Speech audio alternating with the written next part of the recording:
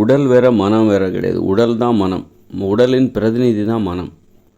மனம் என்பது ஒரு நோய் என்றால் அந்த நோய் வந்து உடல் முழுவதுமே பாதிக்கப்பட்டிருக்கு அப்படின்னா, அப்போ உடல் வேறு மனம் வேறு இல்லை அப்படி தானே அர்த்தம். ஒட்டுமொத்த உடல் உணர்வுகளின் வெளிப்பாடு தான் மனம். அப்படின்னா அப்போ உடல் உறுதினா என்ன? மன உறுதி அதிகரிக்கணும் அப்படின்னா உடல் உறுதி அதிகரிச்சுட்டானாக்கா மன உறுதியும் அதிகரிக்கும். இப்போ உடல்னா என்ன? மனம்னா என்ன? உடல். அப்படின்னா மன உறுதி அதிகரிக்கணுமா? உடல் உறுதியை அதிகரிக்காமல் நீ மன உறுதியை அதிகரிக்க முடியாது.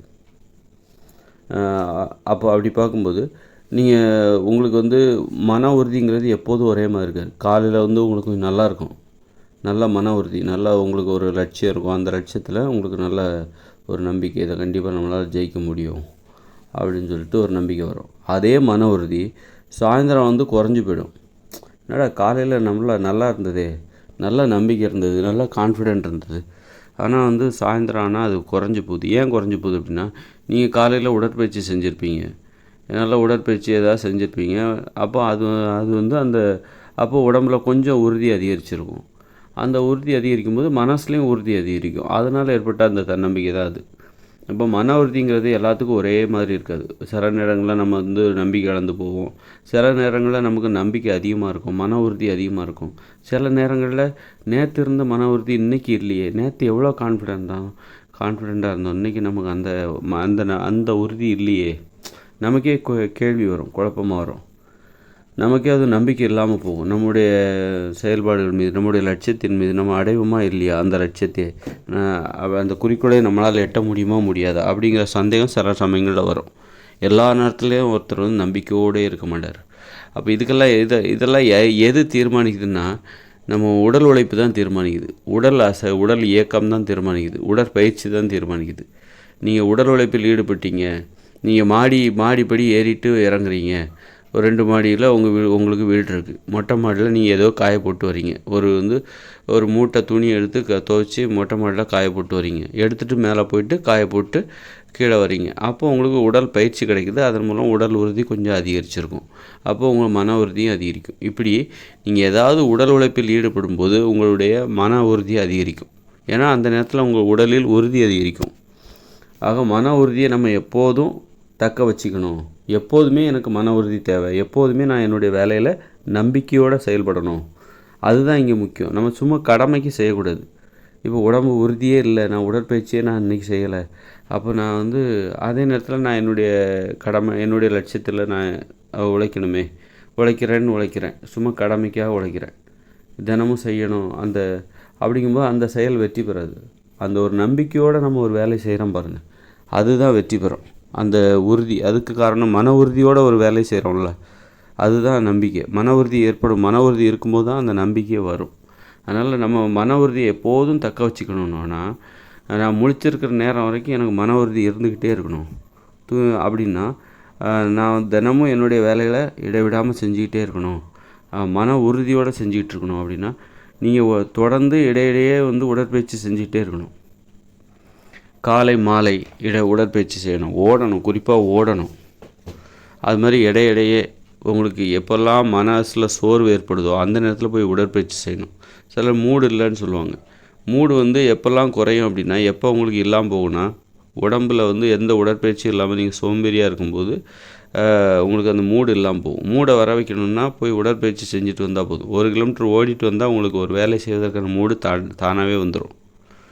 ஆனால் அதை போய் செய்யணுமே, அதுக்கு அந்த மூடு வேணுமே அப்படிங்கிற மாதிரி நம்ம ஒரு வேலை செய்யணும், நமக்கு ஒரு மூடு வரணும். அந்த மூடுங்கிறது நல்லா புரிஞ்சுக்கணும். அதை வர வைக்கணுன்னாக்கா நமக்கு வந்து ஒரு கிலோமீட்டர் போய் ஓடிட்டு வரலாம். அதில் வீட்டிலேயே நம்ம அதற்கான வீட்டிலே வந்து ஹோம் ஒர்க் அவுட் ஜிம் அப்படிங்கிற மாதிரி ஏதாவது வீட்டிலேயே நம்ம உருவாக்கி வச்சுக்கிட்டு நம்ம ஏதாவது செய்யணும், உடற்பயிற்சி செஞ்சு அப்புறம் ஆஃபீஸு எங்கே இருந்தாலும் சரி, ஏதோ ஒரு உடற்பயிற்சி செஞ்சுக்கிட்டே நீங்கள் அந்த வேலை செஞ்சிங்கன்னா உங்களுக்கு அந்த மன உறுதியை நீங்கள் எப்போதுமே தக்க வச்சுக்கலாம். இப்போ சின்ன பசங்க பார்த்திங்கன்னா அவங்க வந்து மூடுங்கிறதே பள்ளிக்கூடத்தில் படிக்கிற பசங்க மூடுன்ற பிரச்சனை அவனுக்கு வந்து ஒரு அறிவியல் பாடம் ஒரு பாடவேளை காலையில் அறிவியல் பாடம் அடுத்தால இங்கிலீஷ் பாடவேளை அடுத்தால தமிழ் அடுத்தால கணக்கு மாற்றிக்கிட்டே இருப்பான் அவன் மனசு வந்து அவன் வந்து எனக்கு மூடு இல்லை இங்கிலீஷ் படிக்கிறதுக்கு மூடு இல்லை அப்படின்னு சொல்ல மாட்டான். ஏன்னா சொல்ல மாட்டாங்க. அது ஆணாக இருந்தாலும் மாணவியாக இருந்தாலும் சரி சொல்ல மாட்டாங்க. ஏன் சொல்ல மாட்டாங்கன்னா அவங்க அந்த சின்ன வயசுங்கிறதுனால ஓடி ஆடி விளையாடுவாங்க, சுறுசுறுப்பாக இருப்பாங்க. உடல் உழைப்புங்கிறது அவங்களுக்கு இயல்பாகவே வரும். எளிதாகவே அவங்க உடல் உழைப்போட ஒரு தொடர்பில் தான் இருப்பாங்க.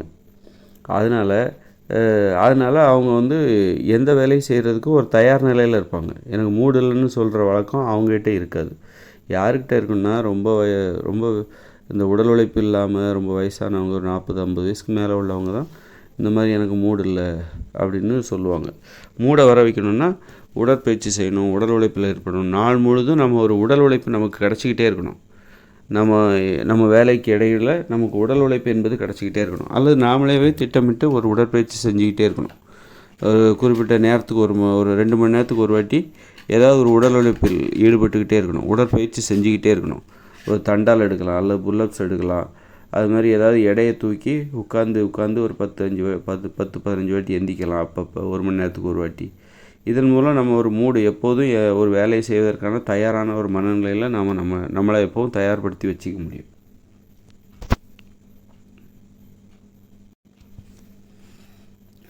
ஆக மன உறுதி வந்து எப்போவும் ஒரே மாதிரி இருக்காது. கூடும் குறையும். சில டைமில் மன உறுதி இல்லாமல் இருக்கும், சில டைமில் மன உறுதி அதிகமாக இருக்கும். இதுக்கெல்லாம் காரணம் என்னென்னா அந்த உடலில் உள்ள உறுதி தான்.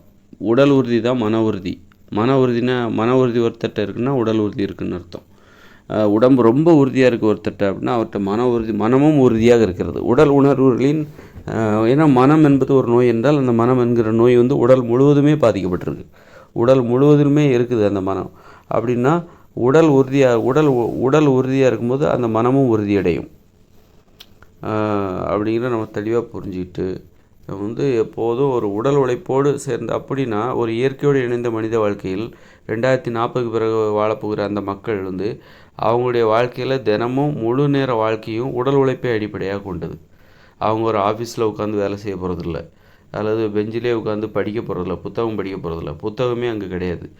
அவங்களுடைய வாழ்க்கையை பார்த்திங்கன்னா 3 மணி நேரம் ஒருங்கிணைந்த வேளாண்மை உணவு உற்பத்தி செய்கிற ஒருங்கிணைந்த வேளாண்மை விவசாய நிலத்தில் 3 மணி நேரம் வேலை செய்வாங்க, 1 மணி நேரம் விளையாடுவாங்க, 1 மணி நேரம் ஆடல் பாடல் கவிதை கதை சொல்தல் அந்த மாதிரி எங்கே போனாலும் நடந்தும் ஓடியும் போவாங்க. இப்படி ஒரு வாழ்க்கை முறை அவங்களுக்கு இருக்குது. அவங்களுக்கு காரு பஸ் இதெல்லாம் கிடையாது. அதனால் வந்து எங்கே போனாலும் நடந்து போவாங்க, வேகமாக ஓடுவாங்க, நேரத்தை மிச்சப்படுத்தணும், ஓடி போனால் நேரம் மிச்சமாகும், ஓடுவாங்க.